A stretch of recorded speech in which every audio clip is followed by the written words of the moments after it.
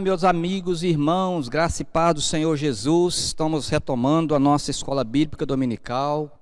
Que prazer ter você conosco. Fico muito feliz de você fazer parte desse projeto de Deus para nós.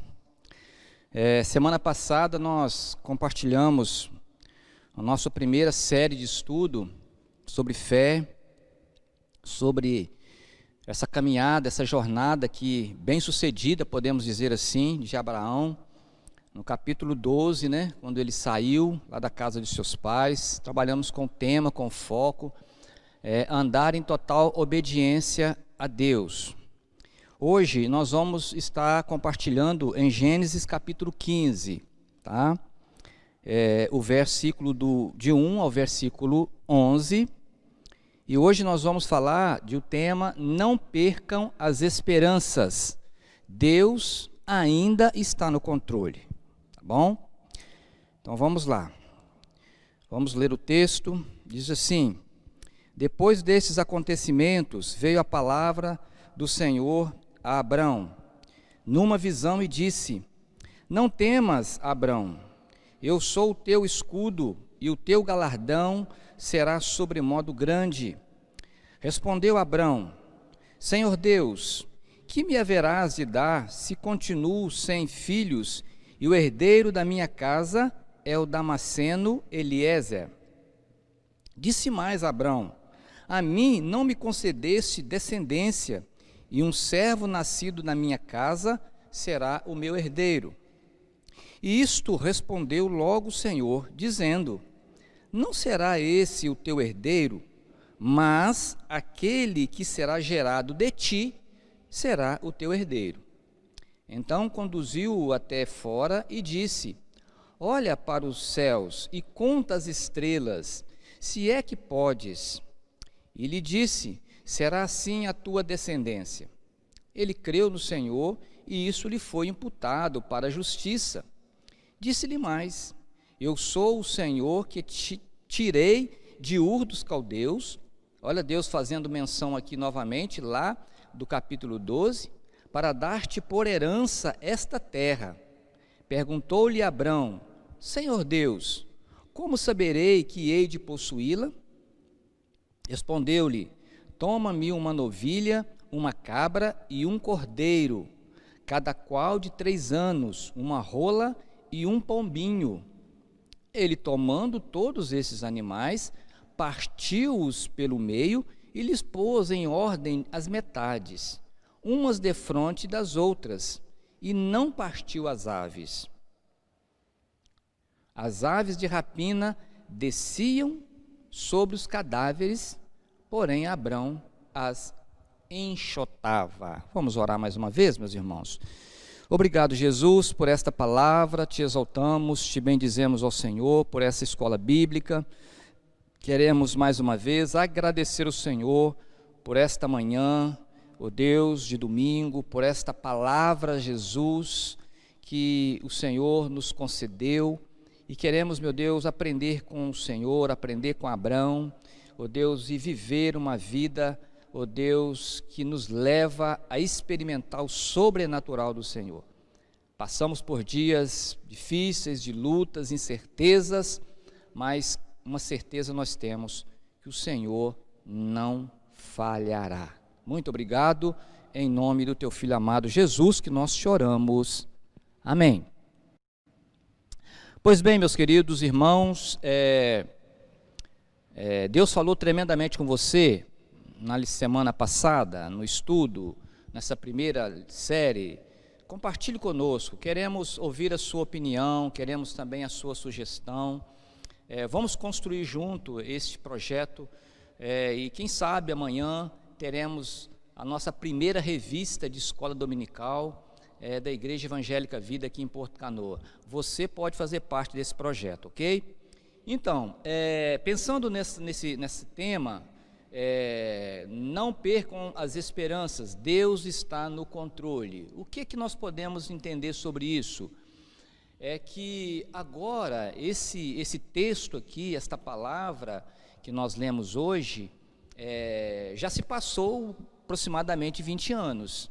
ok? Desde a saída de Abrão lá da sua terra, da sua parentela, e já se passou cerca de quase 20 anos, ou 20 anos, quando esse fato aqui aconteceu. Então, nós podemos aqui então imaginar, é importante quando você for fazer a sua leitura da palavra de Deus, a Bíblia, tenta transpor a sua mente lá para o local. A Bíblia, ela tem várias linguagens, ou podemos, uma linguagem bíblica, que nós podemos identificar. Ela tem uma linguagem figurada, ela tem simbólica. Então, tenta transpor, tá certo? Para o momento, o que poderia estar se passando naquele exato momento. Então, eu imagino que Abrão estava lá sentado na sua tenda, depois, talvez, quem sabe, de um dia de peregrinação, talvez de um dia de trabalho, desgastado pelo trabalho, pelos afazeres, pela luta diária, mas também ele está no momento onde as suas emoções estão fragilizadas. Percebe que ele está ali, talvez sentado, pensativo, ele está ali, talvez numa cadeira de balanço, talvez de cócoras, ou sentado sobre um tronco de uma árvore. Não sabemos, o texto não dá essa informação, mas podemos imaginar. E ele começa então a questionar, quem sabe fazer pergunta que ele não teria resposta. Por que ele estava naquela situação, porque tantos anos já se passava e nada da promessa se cumprir. Então, se a situação já era difícil no cumprimento das promessas, do ponto de vista humano, quando saiu da casa de seus pais, imagine agora, Se lá atrás ele ainda estava, com seus 75 anos de idade, ainda tinha um certo vigor, agora já se passou 20 anos. E às vezes, irmãos, presta atenção nisso, muitas vezes nós ficamos irritados, ficamos estressados, ficamos muitas vezes murmurando, ficamos brigando com as pessoas, ou com alguma situação, porque a coisa atrasa um minutinho. Eu estou falando isso de mim mesmo, porque às vezes vou abrir o computador, vou fazer algum trabalho e o negócio demora a abrir, demora a ter uma resposta ali, a gente já fica irritado. E eu acho que isso só acontece comigo, acho que isso não acontece com você, porque você é uma pessoa muito paciente, você é uma pessoa bem tranquila nessa área aí.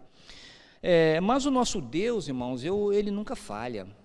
Eu sou apaixonado por esse Deus, sou apaixonado por Jesus, porque eu às vezes experimento isso na minha vida, como que às vezes eu estou num momento dependendo de uma situação para resolver e não vejo uma solução no momento ali, eu já começo a ficar inquieto dentro de mim. Daqui a pouco Deus vai lá e traz uma resposta favorável, e eu, sabe como que eu fico, irmãos? Vermelho de vergonha, se é que eu posso ficar vermelho, mas eu fico ali triste, com vergonha, poderia ser essa expressão, de como que Deus, ele cuida de mim de uma forma muito especial. Então, mesmo que pareça distante, que demore muito, que há impossibilidades reais, Deus continua no controle da sua vida, tá bom? Deus continua. E eu quero ler um texto com os irmãos, um texto só para poder contextualizar o que eu estou falando a respeito dessa introdução, que se encontra lá no Salmo 46. Olha que palavra linda, que palavra poderosa para você. Depois você pode ler na sua Bíblia, pode abrir agora rapidinho aí e acompanhar comigo. Salmo 46, ele diz, todo o Salmo diz assim: Deus é o nosso refúgio e fortaleza, socorro bem presente nas tribulações. Portanto, não temeremos, ainda que a terra se transtorne e os montes se abalam no seio dos mares. Ainda que as águas tumultuem e espumejem, e na sua fúria os montes se estremeçam. Há um rio cujas correntes se alegram as cidades de Deus, o santuário das moradas do Altíssimo. Deus está no meio dela, jamais será abalada. Deus o ajudará desde antemanhã. Brama nações, reinos se abalam, ele faz ouvir a sua voz e a terra se dissolve. O Senhor dos Exércitos está conosco, está com você. Toma posse dessa palavra aí, meu querido irmão e irmã. O Deus de Jacó é o nosso refúgio. Vinde, contemplai as obras do Senhor, que assolações efetuou na terra. Ele põe termo à guerra e até aos confins do mundo, quebra o arco, despedaça a lança, queima os carros no fogo. Olha só que palavra de Deus para nós. Aquietai-vos e sabei que eu sou Deus, sou exaltado entre as nações, sou exaltado na terra. O Senhor dos Exércitos está conosco, o Deus de Jacó é o nosso refúgio. Amém, meus irmãos? Olha que palavra maravilhosa, né? É Deus confirmando, meus amados irmãos, que independente do que estamos passando, do que estamos vivendo, Deus está no controle de todas as coisas, ok? Então, prosseguindo aí, o que significa esperança? Né? Abraão tinha perdido a esperança, estava ali desanimado, estava ali angustiado, estava ali talvez deprimido, quem sabe, né? Pelas circunstâncias. E eu anotei algumas coisas muito interessantes aqui. O que significa esperança? É sentimento de quem vê como possível a realização daquilo que deseja, confiança em coisa boa, fé. Simples assim. É isso que significa esperança. Jeremias capítulo 3, 21, né, Lamentações, ele diz assim: quero trazer à memória o que me pode dar esperança. Então, se você encontra neste exato momento sem esperança, desanimado, angustiado, sem força, perdeu os sonhos, perdeu o foco, perdeu aquilo que Deus já confirmou na sua palavra com você, é tempo de você olhar para trás, é tempo de você olhar em situações que aconteceu com você, talvez dias, semana, anos atrás, e que possivelmente você também encontrou-se num beco sem saída. E você está aí hoje, sentado de frente da sua televisão ou com seu aparelho de celular, assistindo participando dessa aula, participando dessa escola dominical, com a sua família em paz, com a sua saúde, com a sua vida totalmente resolvida, completamente mudada, né? Para contextualizar sobre o que eu estou falando aqui de esperança, de perder, de nós recuperarmos a esperança, de termos ânimo, eu quero contar aqui rapidamente um breve testemunho que aconteceu, baseado nesse texto também de Salmo, com a minha família. Isso aconteceu quando a nossa primeira filha, primogênita, a Bárbara, ela tinha cerca de 3 para 4 meses. Ela foi diagnosticada com a pneumonia, né? Não era uma pneumonia literalmente, mas era algo dessa natureza, e ela ficou hospitalizada ali no Hospital Santa Rita. Na época eu trabalhava na CST, e a minha esposa ficou ali cerca de 3 dias com ela. Eu terminava a jornada de trabalho, ia para lá para ficar com a minha esposa, então cerca de 3 dias ou mais, não me lembro bem, eu morava ali no hospital, cuidando dela. E ela ficava no soro, e a mãozinha dela já estava furada várias vezes, com a mão amarrada na caminha, porque se batia, e os antibióticos, os remédios não surtindo o efeito esperado. E teve um dia que as enfermeiras raspou aqui assim na fronte dela, para colocar a agulha, aonde iria então fazer a administração dos remédios. E ela chorou muito, e aquilo ali cortou o nosso coração, porque foi uma cena muito dura, muito, muito difícil para mim e a minha esposa assistirmos. E aí os médicos disseram para nós: olha, é o seguinte, né? Se não conseguirmos pegar essa veia aqui na testinha dela, nós vamos ter que levá-la para fazer um procedimento e fazer um procedimento onde iria perder a veia, né? Para poder então fazer a injeção ali, os medicamentos, para que ela pudesse então ser administrada pelos remédios. E naquele momento, irmãos, nós também estávamos talvez cheios de desesperança, perdendo talvez as forças, e houve assim um momento ali que eu chamei aqueles profissionais, pedi licença a eles, que eles pudessem nos deixar a sós por alguns minutos, naquele quarto de enfermaria do hospital, e eles saíram, nós fechamos a porta, e eu dobrei o meu joelho e fiz uma oração juntamente com a minha esposa, pedindo que Deus olhasse com o seu olhar de misericórdia e curasse a nossa filha. Oramos e de imediato nada aconteceu. Isso de imediato, estou falando de imediato, momento ali atual.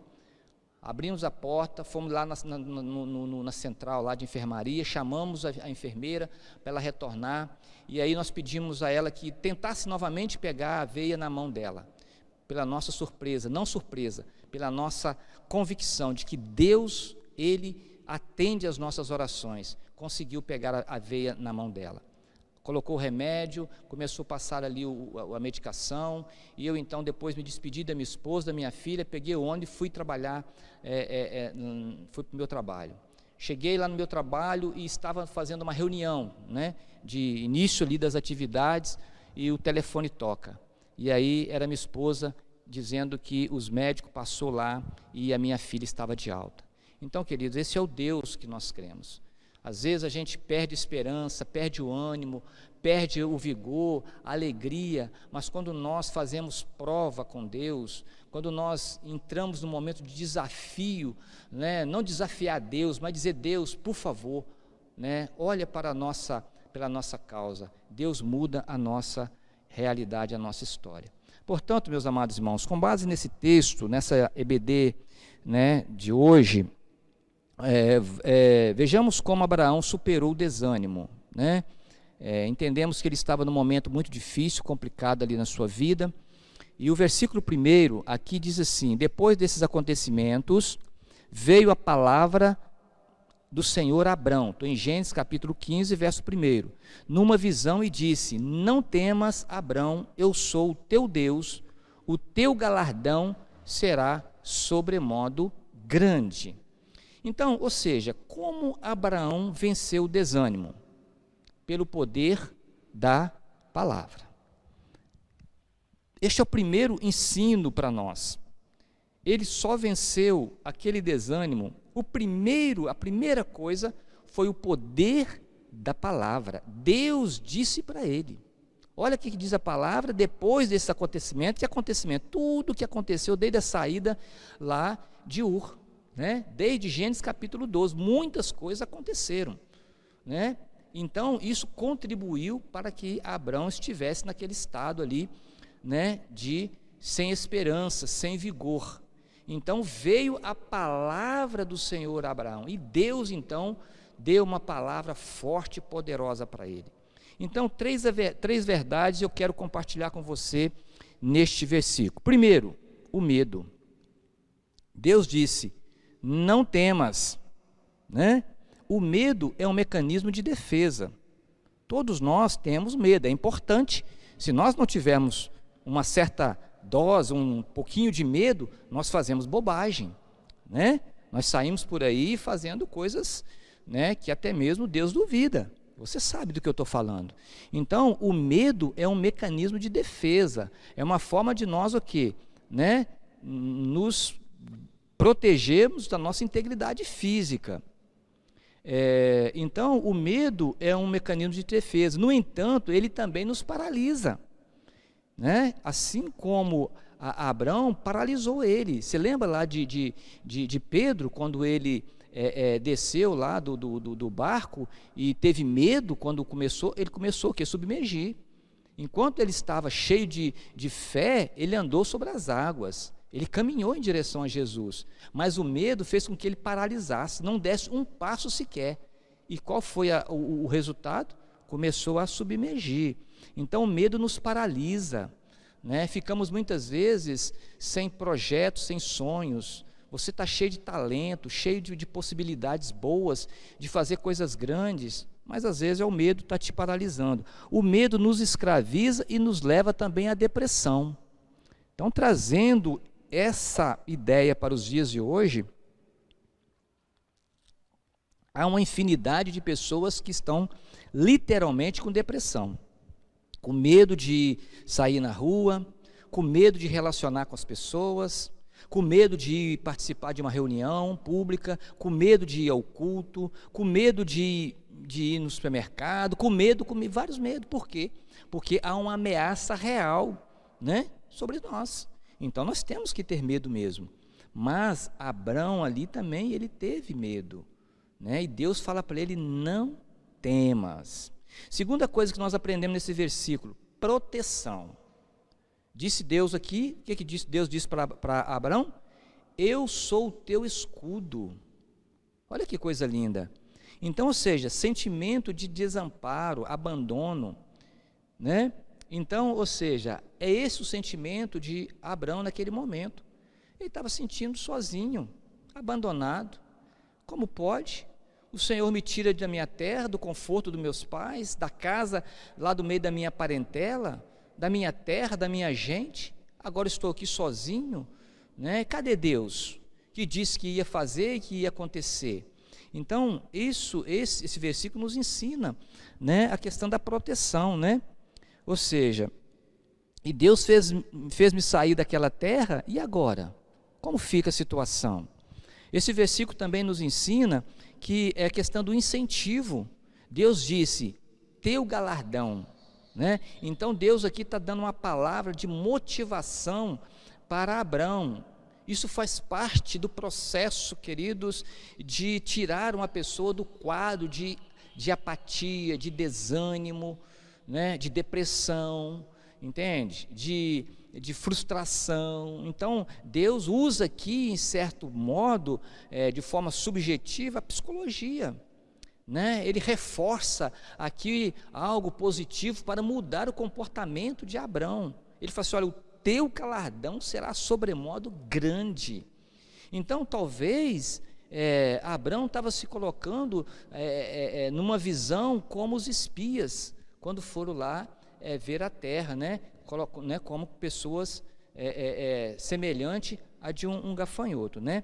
Então muitas vezes nós esquecemos com muita naturalidade ou rapidez das bênçãos que recebemos e das promessas recebidas, né? É muito, muito fácil, a gente esquece. Isso nós às vezes perguntamos assim, eu tenho o hábito, né, de perguntar às pessoas assim: compartilha aí uma novidade comigo. A pessoa não tem novidade, sendo que a palavra de Deus fala que o crente precisa viver em novidade de vida. Então, meu amado irmão, se você está vivo hoje, já é um presente de Deus, é mais um motivo para você não ficar abatido, não perder a esperança, né? Se você hoje tem a sua família, é mais um motivo. Quantas pessoas perderam a família hoje? Se você tem emprego, se você tem pão na sua mesa, quantas pessoas estão passando fome? Quantas pessoas não têm o que comer, né? Se você tem o ar para respirar, quantas pessoas hoje estão necessitados de um equipamento mecânico para mantê-las vivas? Então nós temos sim muitas coisas boas a comemorar. Vamos continuar aqui aprendendo com Abraão como vencer o desânimo. Lá no versículo 2 e 3 diz assim: o Senhor Deus, que me haverás de dar se continuo sem filhos, e o herdeiro da minha casa é o Damasceno Eliezer? Uma pergunta. Olha a petulância de Abraão. E ele tinha crédito com Deus, porque se ele não tivesse crédito, Deus não teria respondido ele. Disse mais Abraão: a mim não me concedeste descendência, e um servo nascido da minha casa será o meu herdeiro. Note que Abraão faz uma pergunta muito, né, incisiva para Deus aqui, né? Ele olha: poxa, o que vai acontecer? Eu continuo assim, tá certo? E ele diz: olha, quem vai ser meu herdeiro será lá o meu servo lá, ele será o meu herdeiro. Já que o senhor não resolve, se o senhor não atende aquilo que o senhor mesmo prometeu, então eu vou dar um jeito na situação aqui, né? Então fica aqui o segundo ensino: como Abraão venceu o desânimo, ouvindo os seus sentimentos. Isso é interessante, irmãos. Abraão se permitiu ouvir aquilo que estava no seu coração, né? Então podemos analisar esse versículo dentro da segunda perspectiva. Podemos e devemos questionar a Deus. Verso 2, a parte A: nos dá isso, nos dá essa direção. Foi o que Abraão fez aqui. Ele questionou a Deus. Ou seja, Deus conhece, irmãos, tudo o que se passa em nosso coração. Abraão, em certo sentido, está colocando Deus contra a parede, tá? Entre aspas aqui, tá, irmãos? Estou fazendo um trocadilho aqui, fazendo uma aplicação, né? Não estou aqui, né, falando que nós temos que fazer isso, não. Houve num momento atrás aí, início dos anos, ali meado dos anos 94 em diante, 2000, início dos anos 2000, né, houve um momento que as pessoas determinavam para Deus eu determino, Deus, eu vou colocar minha bicicleta aqui, o senhor vigia minha bicicleta, o senhor faça isso. Tem algumas coisas assim que aconteceu, e ainda existe. Então nós não devemos ir para esse lado, mas devemos sim. Quando Adão faz essa pergunta a Deus, ele também se possibilita a ouvir o que estava se passando no seu coração, né? Ele fala das suas angústias, dos seus temores, né? E nós também, muitas vezes, represamos os nossos sentimentos. Você está com raiva? Então fale para você por que você está com raiva. O que está te fazendo você entristecer o seu coração? O que está tirando a sua paz, a sua alegria? O problema é que muitas vezes, irmãos, nós estamos tristes, estamos abatidos, estamos com raiva, estamos frustrados, decepcionados, e fala, não, Deus está no controle, Deus sabe de todas as coisas. Não, irmão, tem que falar, tem que colocar para fora os seus sentimentos, fala para você mesmo, não precisa também falar para os outros, para machucar o coração das pessoas, né? Tem aquele cântico que diz, né? Fecha a porta do seu quarto e ora. Então fecha a porta do seu quarto e rasga o seu coração para Deus. Fala para você mesmo aquilo que você está sentindo, e Deus vai trazer graça ao seu coração. Algo também que podemos analisar nesse versículo está no versículo 3, né? Chame a atenção de Deus. Disse mais Abraão a Deus, né? Além dele fazer esse questionamento a Deus, ele ainda disse mais, né? Ele fala, a mim não me concedeste descendência. Olha, o senhor não respondeu, o senhor não trouxe a resposta, o senhor não fez aquilo que havia prometido. Ou seja, ao fazer Deus, né, lembrar que o havia lhe feito uma promessa até agora, então, ou seja, ele está aqui falando, Deus, olha, o senhor me prometeu, o senhor falou isso lá em Ur, mas o senhor não prometeu, o senhor não fez nada. Então nós precisamos, de certa forma também, irmãos, chamar a atenção de Deus, né? O que é chamar a atenção de Deus, em outras palavras? É fazer algo, irmãos, que Deus olha para você e diz, realmente, eu vou ter que atender ao apelo daquele irmão ou daquela irmã, eu vou ter que atender o apelo do meu filho ou da minha filha. Sabe, uma pessoa, várias pessoas, mas eu quero citar apenas uma aqui, que chamou a atenção de Jesus, foi Zaqueu. Qual foi a estratégia de Zaqueu? Apenas saber quem era Jesus, curiosidade. Mas ele sabia que era impossível, dentro da sua estatura, não tinha como. O que ele fez? Subiu numa árvore, chamou a atenção. Aquilo para Jesus foi algo além do normal. Às vezes, irmãos, nós queremos que Deus nos tira de um estágio de paralisia, de um estágio de desânimo, de prostração, que Deus cura nossas emoções, mas nós não fazemos nada, só ficamos questionando, só ficamos lamuriando, só ficamos muitas vezes enchendo a cabeça, se é que podemos dizer, o coração de Deus, a mente de Deus, com as nossas lamúrias, entende? Mas em vez de nós fazermos algo que Deus olha assim, deveria estar realmente prostrado numa cama, poderia realmente estar fazendo outra coisa, mas não, olha só o que ele está fazendo. Ele está evangelizando, ele está de alguma forma ajudando outras pessoas a superar talvez aquilo que ele está sofrendo. Então, é chamar a atenção de Deus, ou seja, não ficar se queixando, fazendo-se de vítima, né? Fazer-se de vítima não resolve o problema do desânimo, da falta de esperança, só consegue atenuar mais a situação, né? E aí, irmãos, Abraão nos traz também outro ensinamento que é a respeito de como vencer o desânimo. Está lá no versículo 5 e 6. Então conduziu até fora e disse, isso é Deus que fez, tá? Olha para os céus e conta as estrelas, se é que podes. E lhe disse, será assim a tua posteridade. Ele creu no Senhor e isto lhe foi imputado para justiça. Então, o terceiro ensino para nós aqui, para superar o desânimo que Abraão nos ensina, foi convidado a sair do espaço que o limitava. Abraão estava numa tenda, sentado ali, questionando, remoendo, fazendo as suas perguntas, porque nada havia acontecido. E aí eu quero aqui pensar rapidamente com você 4 fatores que nos levam a perder o foco, ok? Então Abraão perdeu o foco literalmente. O foco era a promessa. Agora ele estava ali, numa tenda, sentado, questionando a Deus, porque nada havia acontecido. O primeiro fator que nos leva a perder o foco é o ambiente. O que Deus fez ali? Conduziu para fora. Então Abraão se isolou na sua tenda, perdeu a dimensão do espaço e olhava somente a circunstância.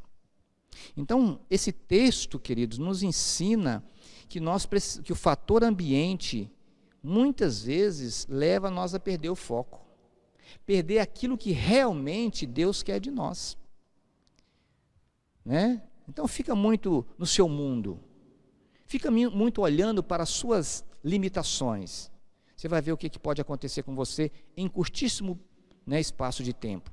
O segundo fator é o tempo. O que Deus diz para ele? Será assim a tua posteridade. Deus está falando de algo muito além, de algo muito distante, de algo que viria de décadas, milhares de anos depois.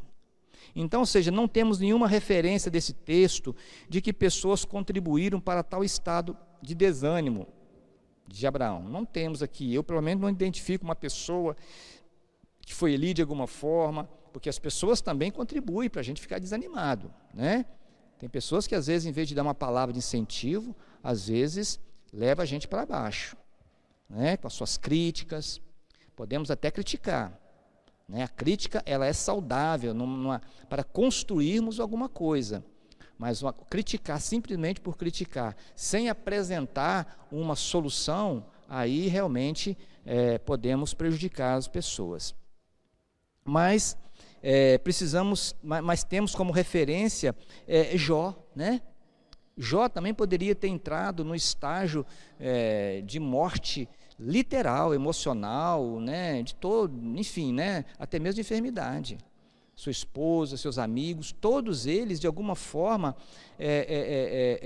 ficaram ali criticando e lançando palavras negativas sobre a vida de Jó. Mas ele animou-se em Deus. E o terceiro fator é a incredulidade. Olha o que o texto diz, 6a, ele creu no Senhor. Então, quando perdemos de vista as promessas e a palavra de Deus, começamos a não mais crer em Deus, mas nas circunstâncias. Você sabe o que eu estou dizendo, né? Incredulidade. Jesus, certa vez, ele disse, quando vira o Filho do Homem, lá naquele texto da parábola, né, do juiz iníquo, né, daquela mulher que tinha uma causa, e ela vai lá e suplica aquele juiz para julgar a sua causa, e ele, não vou julgar, porque essa mulher me importuna.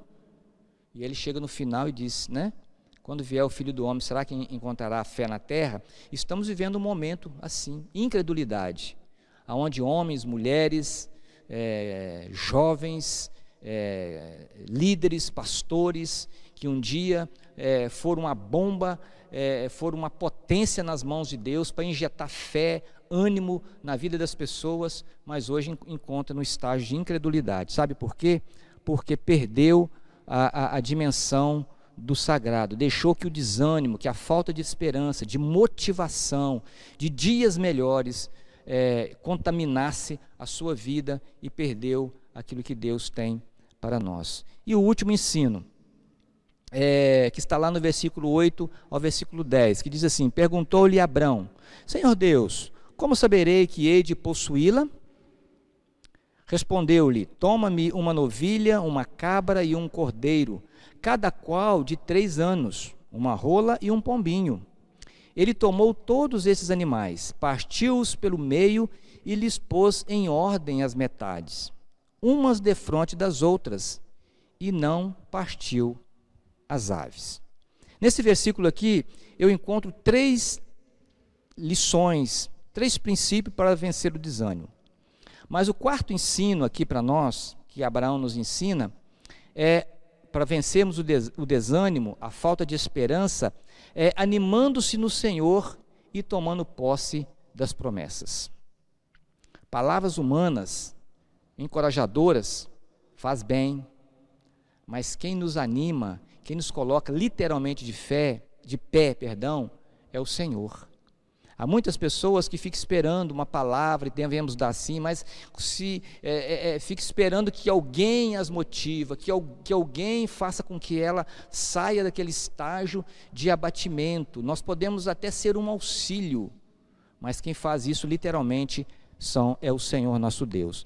E eu anotei 3 coisinhas aqui para reforçar aquilo que eu coloquei aqui, que eu identifiquei nesse texto, que é animando-se no Senhor e tomando as posses da promessa. Primeiro, estratégia. Olha só o que diz Abrão ao Senhor: como saberei que hei de possuí-la? Está no versículo 9. Então Abraão reanimou-se novamente e pergunta a Deus como poderá alcançar sua promessa. O que Abraão está fazendo aqui, irmãos? Ele sabia. Deus já havia dito isso para ele. Ele tinha consciência de tudo, mas ele precisava de uma estratégia. Ele precisava de como que ele poderia ser participante ativo nesse processo para que as coisas acontecessem. Então, precisamos de uma estratégia. Você precisa também de criar a sua estratégia para vencer esse desânimo, para recuperar a esperança que você talvez em algum momento você perdeu. Segunda coisa, obedeceu. Versículo 10 diz que ele tomou todos os animais. Então Deus falou para ele o que deveria fazer.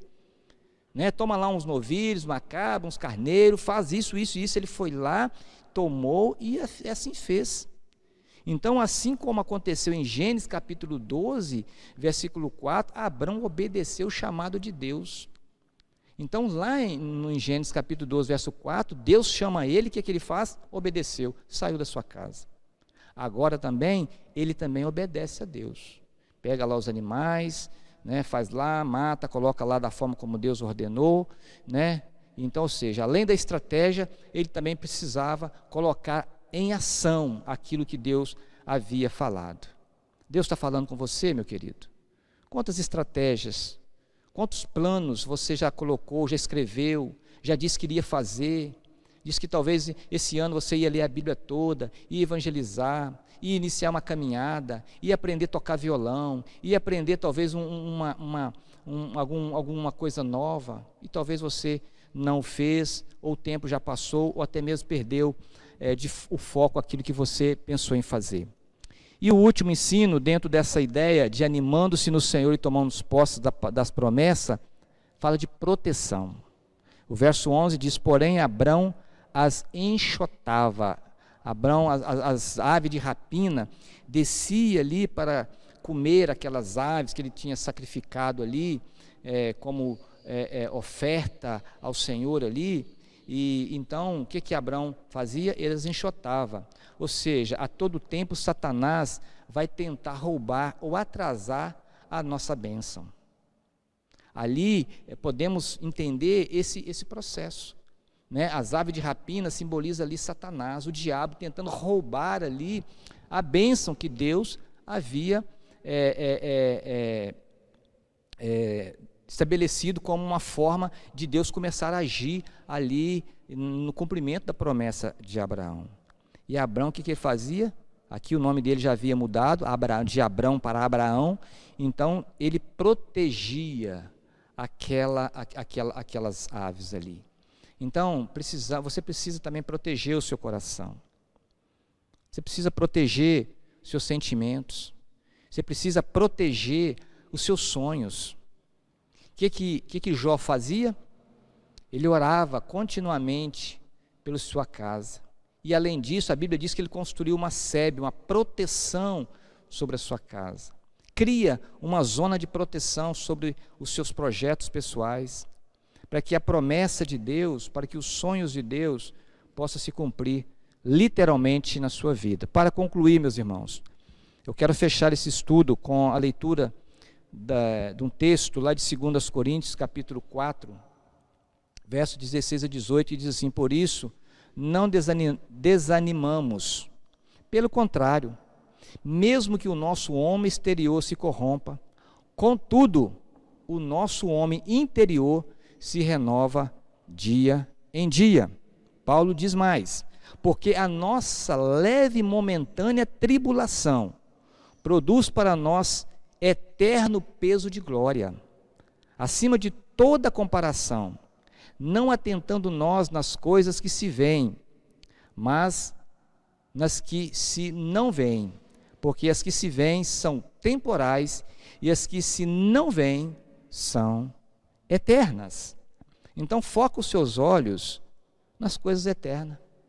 Tira os seus olhos das coisas terrenas. As coisas terrenas só tendem a nos levar para baixo. Quantas notícias você tem ouvido por dia de morte, de enfermidade, de assalto, de roubo, de corrupção, de falcatruas, de mentira? E quanto você tem ouvido de verdade da palavra de Deus? Faça uma comparação, talvez isso explica o estágio da sua alma. O desânimo, a falta de esperança, a perda da motivação pode vir sobre qualquer um. Não existe supercrente, não existe super-homem, nem super-mulher, só em desenhos, em filmes, ok? No entanto, servimos um Deus poderoso. E o Espírito de Deus que habita em nós é poderoso para fazer infinitamente mais tudo quanto pedimos ou pensamos. Então, meu querido amado irmão, minha querida irmã, você que é um aluno da escola dominical, que está aí participando dessa aula, como que está a sua esperança? Como que está o seu ânimo? Como que está o seu vigor? Que nota você daria para você hoje? Peço que você continue remoendo essa palavra, rumine essa palavra durante essa semana. Todos os dias, tire 5 minutinhos e leia esse texto. Deus vai falar muito mais com você. Há muitos ensinos aqui para nós tirarmos e aplicar na nossa vida. Assim, eu encerro esta aula, encerro essa escola bíblica dominical, orando e abençoando para que Deus possa fazer com que essa palavra fique no seu coração e que as aves de rapina não venham a roubar, que Satanás não roube esta palavra do seu coração. Feche seus olhos, vamos orar. Obrigado, Jesus, mais uma vez, por esta palavra, por este ensino, por esta aula, por esta lição ministrada nesta manhã. Que a graça do Senhor, que o amor de Deus e que as doces consolações do Espírito Santo esteja sobre cada um dos meus irmãos, sobre a igreja do Senhor, até a volta do Senhor. É a minha oração, em nome do Pai, do Filho e do Espírito Santo. Amém. Graças a Deus, Deus te abençoe e lhe dê um excelente dia para a glória do Senhor.